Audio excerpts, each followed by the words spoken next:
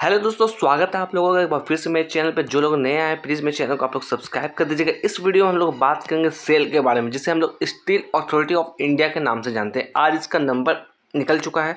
जो नंबर जो आए हैं बहुत ही ख़राब आए हैं। अभी आपको पता है जितनी भी बाजार में गिरावट हमें देखने को मिली, इसके बस दो ही रीज़न है, या तो एफआईएस की सेलिंग या तो फिर इसके क्वार्टर्स के नतीजे। तो क्वार्टर्स के नतीजे कुछ खास नहीं आए हैं, बिल्कुल ही निराशाजनक आए हैं यहाँ पर सेल्स के नतीजे।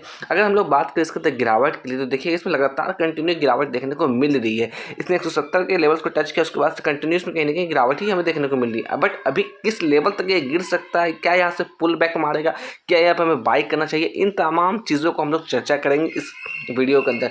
सबसे पहले अगर हम लोग बात करें डाउन साइड में सपोर्ट लेवल के लिए, तो 110 का जो लेवल है वो इसके लिए बहुत ही मजबूत सपोर्ट निकलता हुआ आ रहा है। अगर ये स्टॉक्स 110 के लेवल्स को ब्रेक डाउन करता है तो फिर कहीं ना कहीं ये स्टॉक्स आपको 92 रुपीज़ के पास भी जाता हुआ दिख सकता है, जो कि कोई बड़ी बात नहीं होगी। अगर हम लोग बात करें आज के दिन, तो ये स्टॉक आज के दिन 6% गिरावट दिखा चुका है, तो उसके बाद हल्की फुल्की रिकवरी उसमें देखने को मिल रही है। अगर हम लोग बात करें यहाँ पर बाय के लिए, तो अभी सिंपली आप इसे अवॉइड करके चलिए। जल्दबाजी में आपको बाय नहीं कर लेना। अगर आपने सोचा है कि ऊपर के लेवल में बाय कर रखा है, यहाँ पर डाउन साइड में आया है, तो कहीं ना कहीं यहाँ से 10 से 20% करेक्शन दिखा रहा है, तो मैं यहाँ पे एक्यूमुलेट कर लूँ, एवरेज आउट कर लूँ। तो ऐसी गलती बिल्कुल भी नहीं करना है, क्योंकि गिरावट में हमें पता नहीं होता है कब तक गिरेगा, ये कहाँ तक गिरेगा।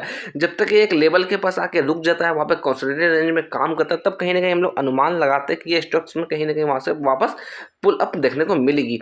तभी हम लोग कहीं ना कहीं एवरेज आउट करने के लिए सोचेंगे। अभी फिलहाल आप इसे अवॉइड करिए। इस गलती में कभी भी नहीं रहना है आपको कि ऊपर के लेवल से इतना गिर चुका है, हमें 10 से 20% या 30% डिस्काउंट मिल रहा है, एवरेज आउट कर लेते हैं, एक अच्छी अपॉर्चुनिटी है। तो सिंपली इस तरह के कामों से आप बचिए यहाँ पर, जब तक ये कहीं ना कहीं एक कंसोलिडेटेड रेंज में काम करेगा, एक नया सपोर्ट जनरेट करे, तब वहाँ पर हम लोग एक्यूमुलेट करने की प्लानिंग करेंगे। अगर हम लोग बात करें अभी करंट सिनारियो में, अगर ये ऊपर के लेवल्स पे जाता भी है, 124 के लेवल्स को ये सस्टेंस करता है। ये जो लेवल्स इसके लिए इंपॉर्टेंट लेवल्स, ये इसका एक रेजिस्टेंस लेवल्स भी है।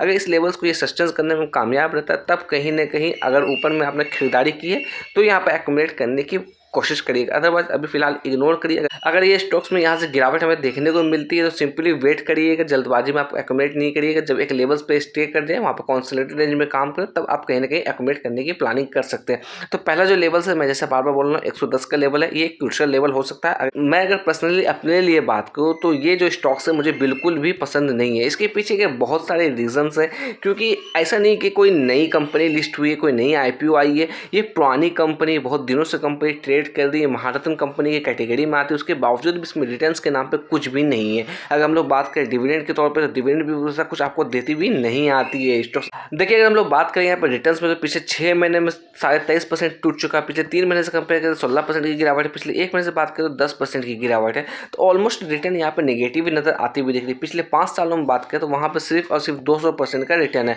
यानी कि पैसे को आपको दुगुना किया, वो भी 5 साल के समय में। आपका कहीं ना कहीं कोविड का टाइम भी आता हुआ दिख रहा है, जो कि इस रैली में सारे स्टॉक्स में हमें तेजी देखने को मिली थी। उसके बाद अगर हम लोग बात करें पिछले 1 साल से, तो सिर्फ और सिर्फ 39% का रिटर्न है। पिछले 2 साल से बात करें सिर्फ और सिर्फ 36% का रिटर्न है। पिछले 6 महीने से बात करें तो लगातार इसमें कहीं ना कहीं गिरावट हमें देखने को मिल रही है। तो आप सोच समझ कर ट्रेड करिएगा, अपने हिसाब से देख लीजिएगा आपको क्या लॉस हो रहा है, कितनी प्रॉफिट हो रही है, उस हिसाब से आप अपना डिसीजन लीजिएगा। मैं किसी भी तरह का बाय सेल का यहाँ पर रिकमेंडेशन नहीं दे रहा हूँ। अगर मैं बात करूँ इस स्टॉक्स के अंदर फोरकास्ट एंड रेटिंग्स की, तो उसे एक नजर देख लेते हैं। यहाँ पे देखिएगा 23 एनालिस्ट ने इसे कवर किया, सिर्फ और सिर्फ 9% लोगों ने कहीं ना कहीं बाय की रिकमेंडेशन दी है। अगर हम लोग कुछ पॉजिटिव फैक्टर की बात करें इस स्टॉक्स के अंदर, तो सबसे बड़ी बात है कि म्यूचुअल फंड के पास अच्छी खासी हिस्सेदारी, लगभग 6% की हिस्सेदारी म्यूचुअल फंड के पास है।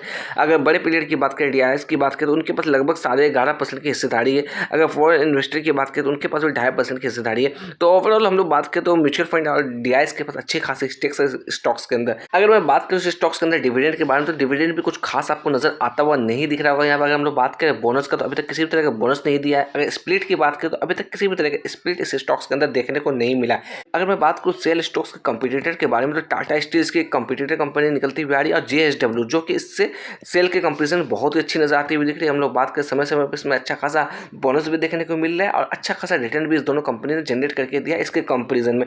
बाकी आप सोच समझ के काम करिएगा सेल के अंदर। बस जाते जाते मैं इतना कहूँगा, फ्रेश एंट्री को सिंपली आप अवॉइड करके चलिए। और मेरे चैनल पर जो पहली बार, प्लीज़ मेरे चैनल को आप लोग सब्सक्राइब कर दीजिएगा।